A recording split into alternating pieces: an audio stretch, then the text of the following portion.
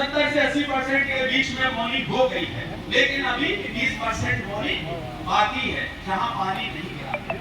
तो ऐसी स्थिति है जहां सूखे की स्थिति है और यह स्थिति आगे भी हो सकती है। देखिए, तो इसीलिए वैज्ञानिक के तौर पर मैं आपको यह बताना चाहता हूं कि जब तक किसान भाई, ये उत्पादकता गोष्ठी है, खरीफ की उत्पादकता को हम कैसे बढ़ाएं?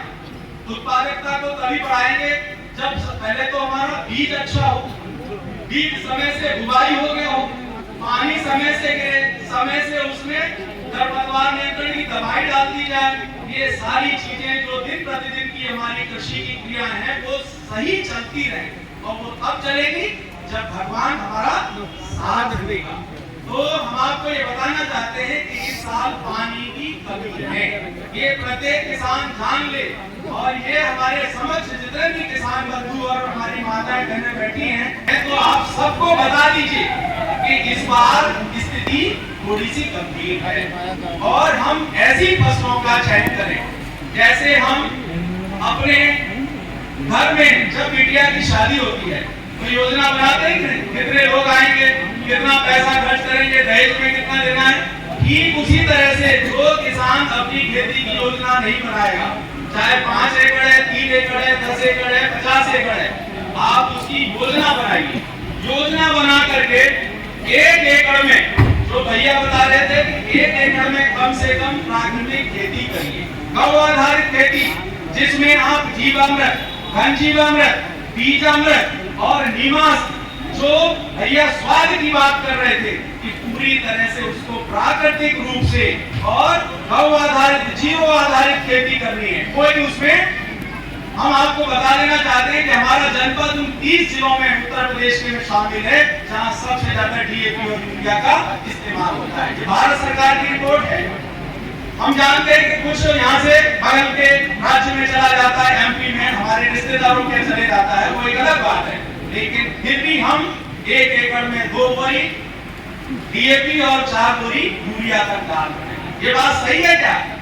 तो जो जरूरत से ज्यादा है संतुलित मात्रा में प्रयोग नहीं कर रहे हैं, ऐसे में हमें क्या करना है? मिट्टी की जांच करा करके ही जितना भी है, खपत जितनी भी है बहुत ज्यादा हो रही है। मेरे किसान भाइयों, इस कलंक से जो भारत सरकार ने हमारे ऊपर लगाया है कि सबसे ज्यादा डीएपी इस्तेमाल हो रहा है नलिप्तों में, इसको कलंक को कैसे दूर किया जा सकता है? कि अगर 756 गांव हैं और 3 लाख से ऊपर हमारे किसान हैं, प्रत्येक किसान अगर 1 एकड़ में प्राकृतिक खेती कर लेगा जिसमें बिल्कुल डीएपी और यूरिया का इस्तेमाल नहीं करेगा, तो कितनी बोरी डीएपी और यूरिया बच जाएगा? आप बताइए। अगर किसान 1 एकड़, ज्यादा नहीं करेगा, 1 एकड़ में प्राकृतिक खेती कर ले जिसमें बिल्कुल डीएपी यूरिया मुक्त रखे और गाय से भरे हुए गोबर और मूत्र से जीवामृत और घन जीवामृत बनाकर डाले, वहां आपकी मिट्टी की सेहत भी अच्छी होगी। अब मैं योजना पर आता हूं कि कैसे आप योजना बनाएंगे। अगर आपके किसान के पास 5 एकड़ जमीन है, 5 एकड़ या 10 एकड़ जो भी है, अब आप योजना कैसे बनाएंगे? जैसे पानी नहीं है बरसात में, कम अवधि की फसल आप ले लीजिए सर, जैसे उर्द है, मूंग है, तिली है, ये 3 फसलें ऐसी हैं इस सीजन की जो 3 महीने के अंदर पक करके घर में आ जाती है। बात सही है कि गलत है? अगर पानी सितंबर में जल्दी चला गया मानसून, इधर आप देख रहे हैं 1 सप्ताह लेट आया कि नहीं पानी, 1 सप्ताह इधर लेट आया, आपका जो मूंगफली सोयाबीन बोया जाता था समय से नहीं बुआई हुई, ये बात सही है क्या? तो हमें क्या करना है? कम अवधि जो 3 महीने के अंदर फसल आ जाए, हमें उसी का चयन करना है।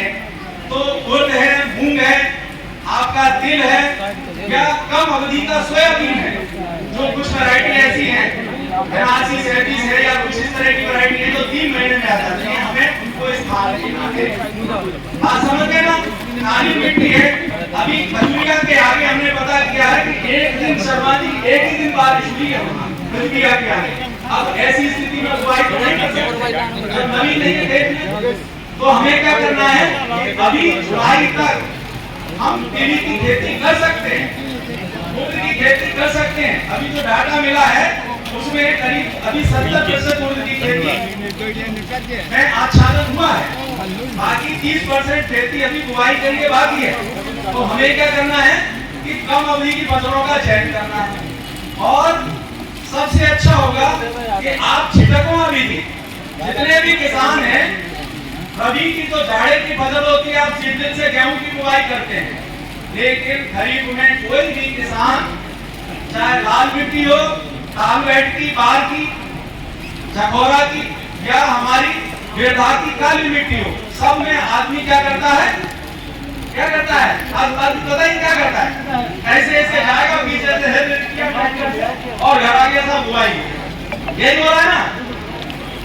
ऐसे नहीं, वैज्ञानिक विधि कहती है कि जहाँ पानी की कमी है तो उचित नमी पर, उचित गहराई पर आपका बीज पड़ना चाहिए, ताकि एक सप्ताह अगर पानी न गिरे तो आपका बीज सूखे नहीं, जड़ सूखे नहीं, अगर ऊपर रहेगा तो क्या होगा, पानी के भाव में सूख जाएगा।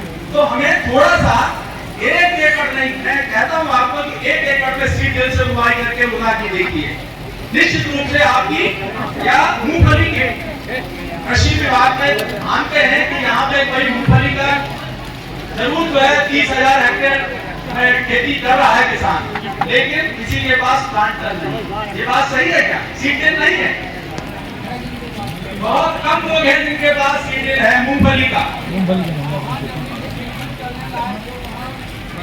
जो पतली जमीन है, पतली जमीन में चल जाती है, तो थोड़ा सा हमें ये ध्यान रखना है कि उचित गहराई पर ही आप अपनी बुआई करें सीड ड्रिल के द्वारा। दूसरा, हम आपसे कहते हैं कि 4 एकड़ 5 एकड़ जो जमीन है, कुछ उसमें आप भैंसों के लिए चारा भी लगाएंगे।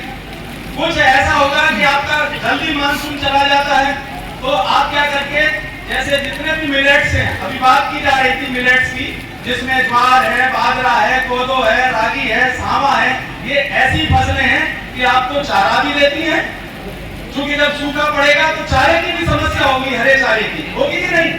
तो आपको क्या है कि कुछ जमीन में आप 1 या 2 एकड़ में मिलेट्स को भी स्थान दीजिए।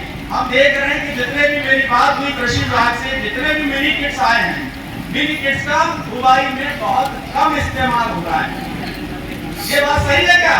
हम उड़द की बात जरूर करते हैं, हमारे यहाँ 20 हेक्टेयर में जमीन ज्वार लगाने के लिए आया था, हमने किसानों को आमंत्रित किया, लेकिन कहा साहब लगाएंगे तो जो है हम 20 ये शर्मा जी हमारे कहने से 5 हेक्टेयर का दे दीजिए। अब 5 हेक्टेयर का देखिए एक किसान सुरक्षित कर सकता है, लेकिन अगर हम कहें कि 1-1 एकड़ में अगर 10-30 किसान लगा लें तो सुरक्षा बड़े आराम से चिड़ियों से हो जाएगी। तो हमें क्या करना है, कुछ मिलेट्स को भी स्थान देना है, कुछ बागवानी भी करिए। ज्यादातर किसान भाई क्या कर रहे हैं कि ये पूरा क्षेत्र पानी तक चले जाइए, कोई बाग नहीं मिलेगा, कोई सब्जी की खेती नहीं कर रहा है। तो मेरा आपसे कह रहा है कि उद्यान विभाग में जितनी भी स्कीम चल रही है, आप उनका भी लाभ उठाइए। जब तक विविधीकरण नहीं करेंगे खेती में, देखिए किसान भाइयों कि एक चीज खराब हुई, एक चीज फसल खराब हुई आपकी, तो दूसरी से आपको कुछ ना कुछ मिल जाएगा। इंटरक्रॉपिंग की बात करते हैं, इंटीग्रेटेड फार्मिंग की बात करते हैं। इंटीग्रेटेड फार्मिंग में क्या आता है, आप कृषि विज्ञान केंद्र में आइए, देखिए आपको पशुपालन भी मिलेगा, बकरी पालन भी मिलेगा, मुर्गी पालन भी मिलेगा, आपको बागवानी भी मिलेगी। यहाँ के लिए जो जमीन है, ये नींबू के लिए और आपके अमरूद के लिए, आंवले के लिए हमारी जमीन, हमारे जनपद की जमीन बहुत अच्छी